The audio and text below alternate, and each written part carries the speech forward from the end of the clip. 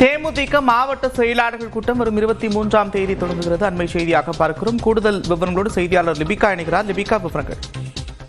நந்தா, தேசிய முற்போக்கு திராவிட கழகத்தினுடைய மாவட்ட கழக செயலாளர்கள் ஆலோசனை கூட்டமானது வருகின்ற 23ஆம் தேதி திங்கட்கிழமை கட்சியினுடைய பொதுச் செயலாளர் பிரேமலதா விஜயகாந்த் தலைமையில் கோயம்பேட்டில் அமைந்திருக்கக்கூடிய தேமுதிகவினுடைய தலைமை அலுவலகத்தில் நடைபெற இருப்பதாக தற்போது தலைமை கழகம் அறிவித்திருக்கின்றது.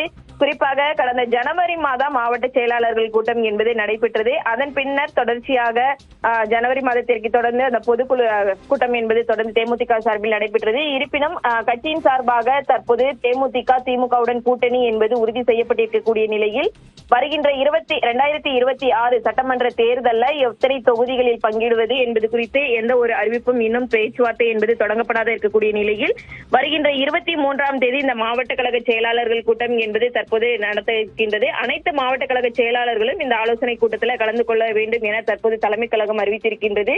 குறிப்பாக தேமுதிகவை பொறுத்தவரை 84 மாவட்ட செயலாளர்கள் தற்போது இருக்கின்றார்கள். அவர்களுக்கு தற்போது பல்வேறு விஷயங்கள் அவர்களுடன் கலந்து ஆலோசிக்கப்பட இருக்கின்றது.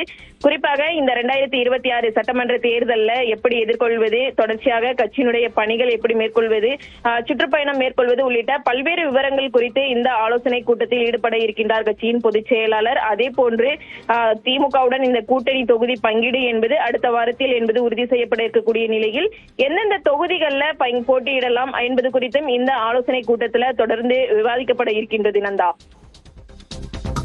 நன்றி லிபிகா, விவரங்களுக்கு.